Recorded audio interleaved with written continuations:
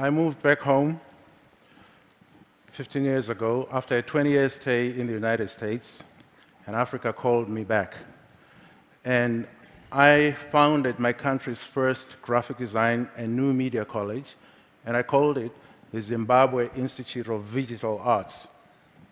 The idea, the dream, was really for a sort of a Bauhaus sort of school where new ideas were interrogated and investigated. The creation of a new visual language based on the African creative heritage. We offer a 2-year diploma to talented students who have successfully completed their high school education. And typography is a very important part of the curriculum, and we encourage our students to look inward for influence. Here's a poster designed by one of the students under the theme, Education is a Right. Some logos designed by my students. Africa has had a long tradition of writing, but this is not such a well-known fact. And I wrote the book, African Alphabets, to address that. The different types of writing in Africa. First was proto-writing, as illustrated by Nsibidi, which is a writing system of a secret society of the Ejagham people in southern Nigeria. So it's a special interest writing system. The Akan people of Ghana and Sierra Leone developed Adinkra symbols some 400 years ago. And these are proverbs, historical sayings, objects, animals, plants. And my favorite Adinkra system is the first one at the top on the left. It's called Sankofa. It means return and get it. Learn from the past. This pictograph by the Jokwe people of Angola tells the story of the creation of the world. At the top is God, at the bottom is man, mankind, and on the left is the sun, on the right is the moon. All the paths lead to and from God.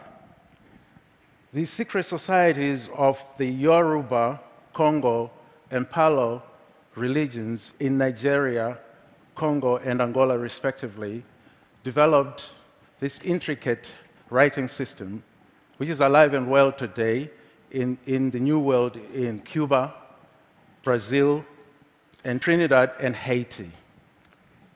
In the rainforests of the Democratic Republic of Congo, in the Ituri society, the men pound out a cloth out of a special tree, and the women, who are also the praise singers, paint interweaving patterns that are the same in structure as the polyphonic structures that they use in their singing. A sort of a musical score, if you may. In South Africa, Ndebele women use these symbols and other geometric patterns to paint their homes in bright colors. And the Zulu women use the symbols in the beads that they weave into bracelets and necklaces. Ethiopia has had the longest tradition of writing, with the Ethiopic script that was developed in 4th century AD and is used to write Amharic, which is spoken by over 24 million people. King Ibrahim Joya of the Bamum Kingdom of Cameroon developed Shumum at the age of 25. Shumum is a writing system. It's a syllabary. It's not exactly an alphabet. And here we see 3 stages of development that it went through in 30 years. The Vai people of Liberia had a long tradition of literacy before their first contact with Europeans in the 1800s. It's a syllabary and reads from left to right. Next door, in Sierra Leone, the Mende also developed a syllabary, but theirs reads from right to left. Africa has had a long tradition of design, a well-defined design sensibility. But the problem in Africa has been that, especially today, designers in Africa struggle with all forms of design because they are more apt to look outward for influence and inspiration. The creative spirit in Africa, the creative tradition, is as potent as it has always been, if only designers could look within. This Ethiopic cross illustrates what Dr. Ron Eglash has established, that Africa has a lot to contribute to computing and mathematics through their intuitive grasp of fractals. Africans of antiquity created civilization, and their monuments, which still stand today, are a true testimony of their greatness.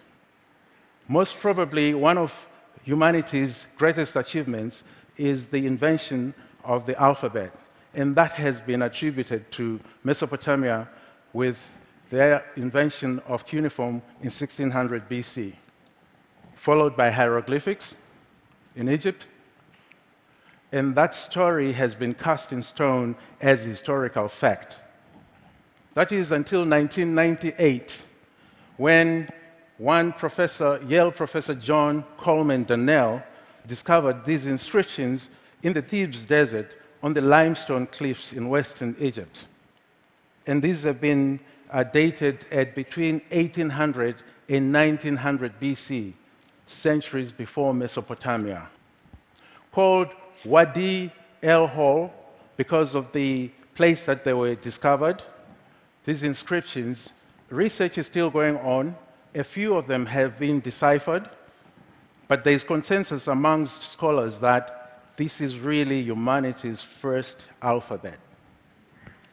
Over here, you see a paleographic chart that shows what has been deciphered so far, starting with the letter A, Aleph at the top, and Bet in the middle, and so forth.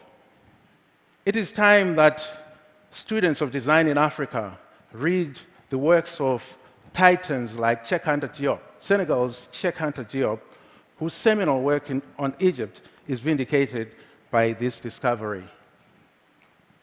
The last word goes to the great Jamaican leader, Marcus Mosiah Garvey, and the Akan people of Ghana with their Adinkra symbol, Sankofa, which encourages us to go to the past so as to inform our present and build on a future for us and our children. It is also time that designers in Africa stop looking outside. They've been looking outward for a long time, yet what they were looking for has been right there within grasp, right within them. Thank you very much.